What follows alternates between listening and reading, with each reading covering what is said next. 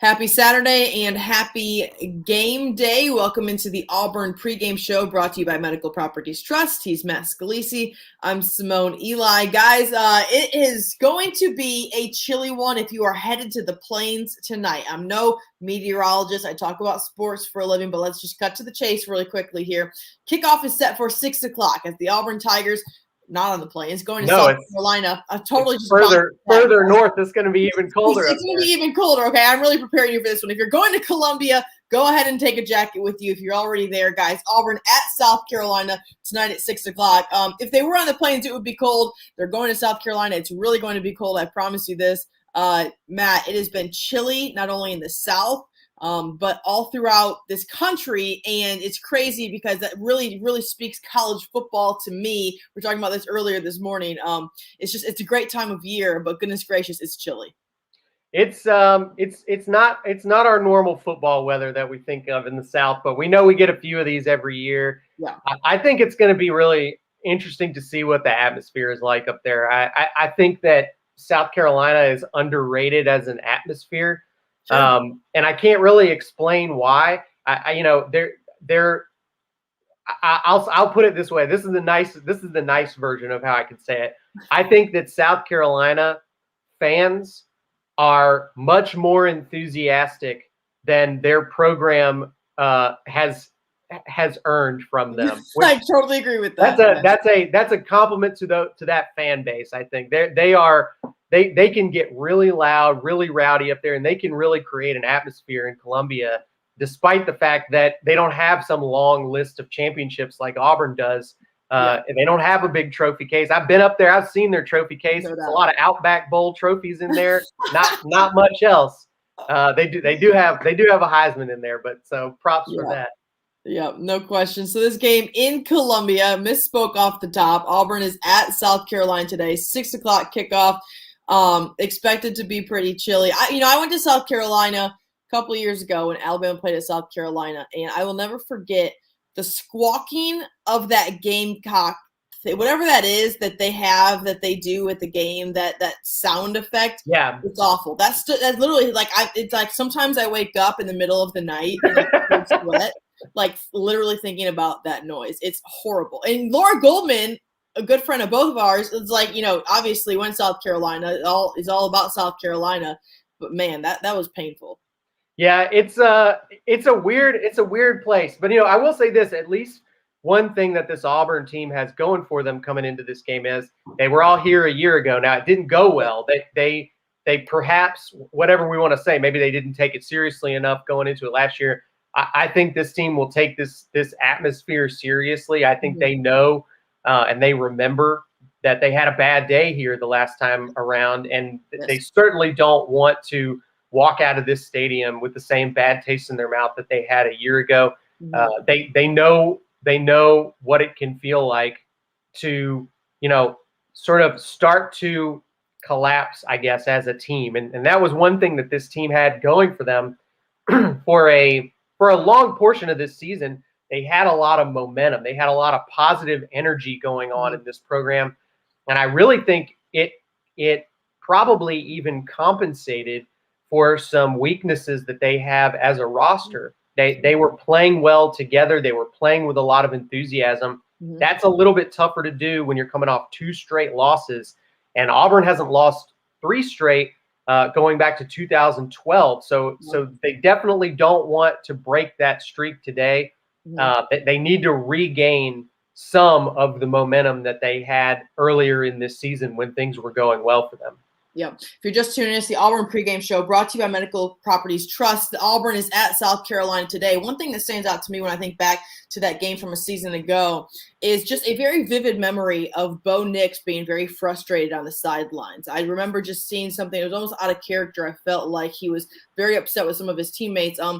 As you see in some of the comments, as we saw last week, Bo Nix will not be the guy today as he is out for the season with a broken ankle. Had surgery last night. He was actually at the Auburn High School football game as Central Phoenix City, where his dad coaches, where his brother plays. There were pictures of him at that game. So TJ Finley is the guy. A lot of folks in the comments Looking forward to that. Obviously, don't want to see Bo Nix injured, but looking forward to seeing what TJ Finley can bring to this team. Maybe a spark when it comes to what things look offensively, maybe a spark just in general because Auburn's on a 2-game losing streak. But regardless, Matt, a huge opportunity for Finley to get his first start under Brian Harsin. Yeah, it's an important moment, I think, for TJ Finley because there's so much we don't know about the future going forward at Auburn. You know, I think that you when you read Bo's comments from the past week, he says they're going to slow play his recovery. They're going to really take their time with it. I think maybe there's some insinuation there that he might not even be back for spring. And we obviously don't know the full extent of the injury, but if that's the case, you know, TJ Finley has some important decisions coming up when this season is over about what he wants to do with the rest of his career. He came to Auburn trying to compete to win a starting job at a major program. He obviously didn't win that job over Bo Nix as things played out. Bo Nix still has 2 years of eligibility left at Auburn. I don't think there's really any chance that he's going to be leaving in this offseason. So this is going to be a difficult situation. And one good thing that TJ Finley, whether he stays at Auburn or goes somewhere else, one thing he can really do to help himself is to take these last couple of games where he's the guy, where they need him to be the starter and, you know, play his butt off and show that he can be a successful starting quarterback at a major college football program. So this is a huge opportunity for him individually, I think, to show whether it's Brian Harsin or some other coach out there that he's a guy that can be trusted to lead a team. Yeah.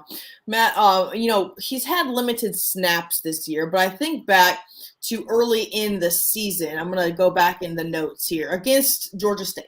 TJ Finley comes into the game, kind of resurrects Auburn against a Georgia State team. This shouldn't even be a game, and gets a win at home.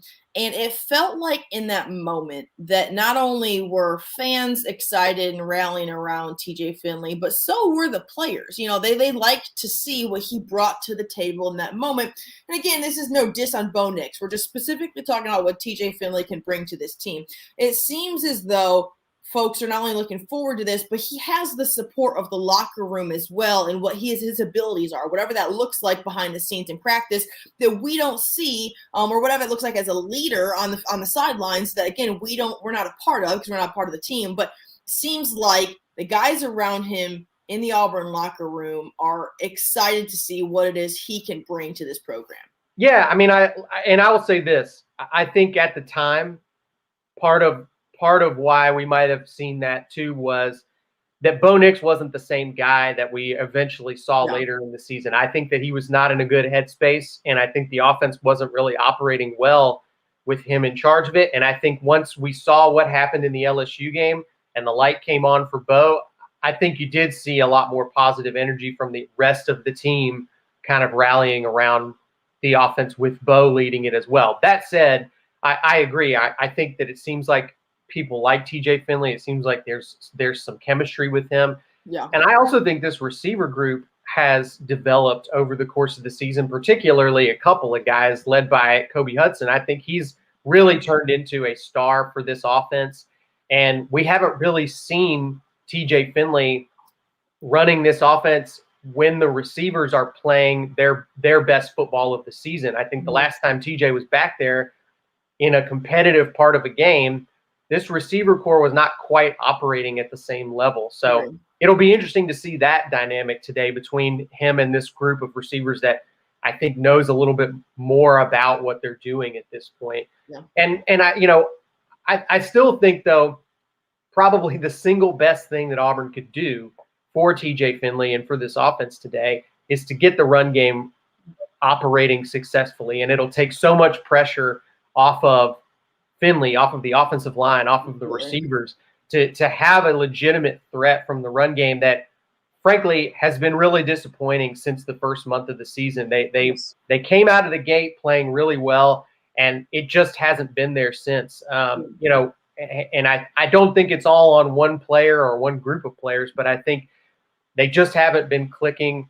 The the blocking hasn't been there. The moves haven't been there from the backs. Nobody quite seems to be in their flow yet with this run game. And if Auburn's able to get that going, they're a different football team. They're much more difficult to defend. And I think they're also going to need it because running the ball was something that Bo Nix was pretty effective at. And I'm not saying TJ Finley can't do it, but I think that dual threat ability that Bo Nix had is going to be difficult to replicate from TJ Finley. So being able to pound the ball with that running back core and make big plays with it as well is going to be a big part of Auburn's ability to make defenses respect them, take them seriously, and not just tee off on the quarterback for the next two games. And a big part of that will also be the offensive line. We see a comment here from our buddy Scott Odom, always tuning in. We appreciate that. Wants to see what the offensive line looks like. It's been a mess at times. It certainly has. Guys, if you're just tuning in, this is the Auburn pregame show brought to you by Medical Properties Trust. The Tigers hit the road today for a road SEC test against South Carolina. 6 o'clock kickoff in Columbia. If you're headed to the game, take a jacket. It's cold everywhere. It's easy to talk about the offense. It's easy to talk about the quarterback situation, obviously, because it's kind of just right in front of us. Bo Nix is out. TJ Finley is the guy. Can they get the run game going? Auburn has been a very, very talented team when they are able to get guys like Tank Bigsby and others in the backfield going when the offensive line is clicking on all cylinders. Let's not forget what happened a week ago on the Plains. Auburn's defense gives up 20 unanswered in a game where it felt as though they were in complete control, up 28-3 in the second quarter, middle of the way second quarter. And it felt like at that point, Auburn completely just shut things down. It was not the same team in the second half. Just a really shocking turn of events. This Auburn team that we were talking about 3 weeks ago, Matt, maybe even 2 weeks ago, is completely different when it comes to what the future looks like for this Auburn team this season. They're no longer in contention for the West. They'll go to a bowl game, whatever that looks like, which, okay, is that positive for Brian Harsin his first season? Sure, but it's disappointing in that what this team looks like coming into the month of November, all of these opportunities were right ahead for the Tigers. That's no longer the case. But this defense is a huge part of what Auburn can look like moving forward down the road, not only in the next two games, tonight in the Iron Bowl, but also in a bowl game. And it felt as though they kind of let down last week on the Plains. I think for sure there were many problems going on. I don't think you can be boiled down to a simple explanation of how a game like that happened. But I do think that it was not anything that we have that came out of nowhere. I really don't think that it was, and I'm not going to say it wasn't shocking to see it happen in real time, but everything that happened in that game is a problem that has already happened to Auburn this season. It's just that they all hit at the same time. Yeah. They stopped being able to effectively run the ball, which, again, has been a thing that we've seen consistently from them as the season has gone on. The defense was not able to get pressure on the quarterback, and I think that was a real big issue. When a team like Mississippi State can spread you out and you're forced to rush maybe only three guys, those three guys have to get home. They have to create pressure on the quarterback, and they just weren't able to do it a week ago. I'm just not sure that this group for Auburn as a line can do that. I don't know, at least against the better offensive lines that they play. So some of it was matchup related to Mississippi State. Some of it is Auburn just isn't able to do some of the basic things that you have to do against an offense that kind of has a clue of what they're doing. I really don't put it on Auburn's DBs very much. I think that for the most part, they're one of the better units on this team. I don't think that they're getting lost out there. I don't think they look incompetent. Just think it's really hard to remain in good coverage when you're not able to get a good pass rush on an opposing quarterback who is comfortable, is experienced, knows what he's doing. So that's going to be an issue. They have to create some pressure on the South Carolina quarterback today. They're going to have to do it again next week against a really, really poised quarterback who has been pressured all year and has continued to come through for his team. Yeah. So this is a good test run today, I think, of can Auburn create havoc in the backfield defensively? They weren't able to do it a week ago. They have to do it the next 2 weeks if they want to finish the season strong. Yep.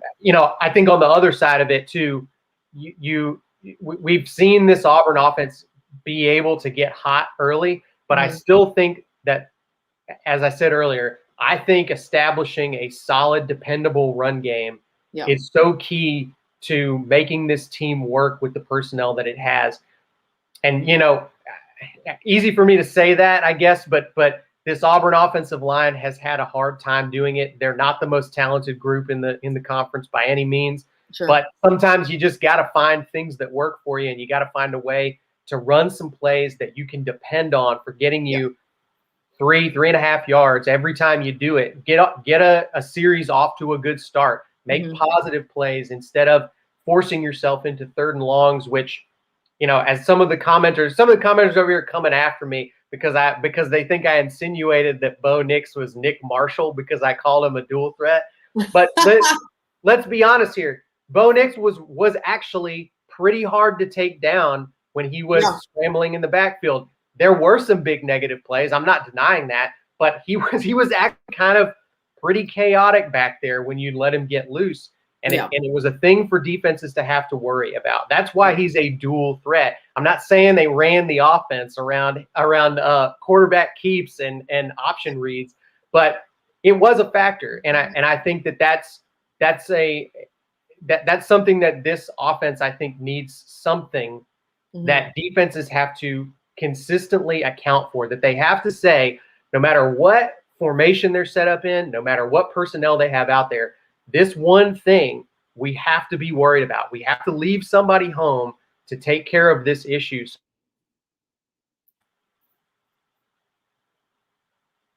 Oh, am I still there? Yeah, I lost you for a second, but I last thing I heard you say was issues. I'm having issues now. I'm having Wi-Fi issues. Matt's having issues, guys. Obviously, we can tell by the comments. Matt is having issues, but no, you're absolutely right. Bo Nix. It was kind of like you live by Bo Nix, you die by Bo Nix. There were moments of brilliance, there were moments of frustration. TJ Finley will get the opportunity to start, and we saw a comment up here a second ago that says, Bobo won't do, from Thomas Dickey. Bobo won't do it, though. He's obsessed with being balanced, even though the run game is going. I want to bring up Mike Bobo because this is a very interesting evening for him. Of course, former South Carolina offensive coordinator and interim head coach is returning to Columbia. And he had an opportunity to stay in South Carolina. He chose to go to Auburn. It's always interesting, I feel like, when you see guys like this go back, how the game emotionally plays out for them.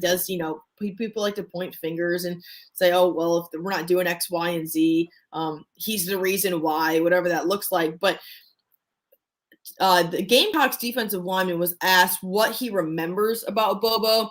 He says he likes to run the ball. So, they're preparing for – that's what's in the back of these South Carolina players' minds, Matt, is that Bobo likes to run the ball. Auburn can be a huge threat should they run the ball. It'll be interesting to see what that looks like balance-wise, I think, offensively tonight.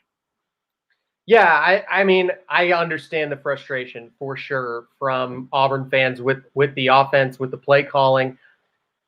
I don't think it's entirely on the play calling. I think in general, if you want to sum it up in one sentence, the Auburn coaching staff this year has not found the right package of plays that takes advantage of the players that they do have. Yeah.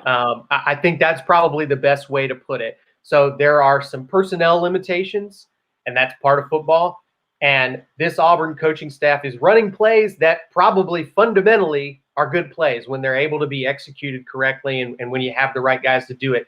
But I don't think that they found that playbook, that model that consistently works for the guys that they do have. And that's frustrating to watch when you've got Tank Bigsby back there. We all know that he's a really great running back, and it's frustrating to sit here and watch you not really getting the type of production out of him that you think you should be getting as an SEC offense. And it's got to, football's a complicated game. there are a lot of wheels that are all turning at the same time, and it all has to work right. And I think that if it's fair to put it on anybody, it is the coaching staff. And I think they just haven't found the right system, the right offensive formula for taking advantage of the best players on this roster. So, there's still time. There's ways to figure this out. There's going to be opportunities, especially today against the South Carolina defense that has played really well this year, but is not the same talent level that Auburn has faced for most of the rest of this season in the SEC. So there will be opportunities today. I think the biggest thing is just don't kill yourself with turnovers. Don't make big mistakes that hand opportunities to South Carolina and make their job easier. So Auburn overall is a team that I think turnovers have gotten the better of them this season. They've had some bad luck on that side. Mm-hmm. South Carolina's been the opposite. They're one of the best teams in terms of takeaways this season. So you don't want to be the next victim for South Carolina. You do not want to be negative in the turnover column today. I think if Auburn takes care of the football, makes smart decisions, doesn't kill themselves with big, dumb, bad plays, I think they should win this game comfortably because they're the better football team. But you got to put yourself in good positions. No question. There you go, folks. Auburn is at South Carolina tonight. Kickoff set for 6 o'clock in Columbia. The Tigers are about 7.5-point favorites in the game, looking to get back in the win column for the first time in a few weeks after taking a couple of losses. We will see what things look like. 2:30 kickoff for Alabama at home against why did I just go blank on that? Arkansas. So that's a game that a lot of folks will be interested in watching as well. But really, other than that, there's not a whole lot going on in the SEC. But y'all enjoy your Saturday up until kickoff, 6 o'clock in Columbia. Thanks so much for tuning into the Auburn Pregame Show, brought to you by Medical Properties Trust. For Matt Scalisi, I'm Simone Eli. We will see you guys in the postgame. Medical Properties Trust, at the very heart of healthcare.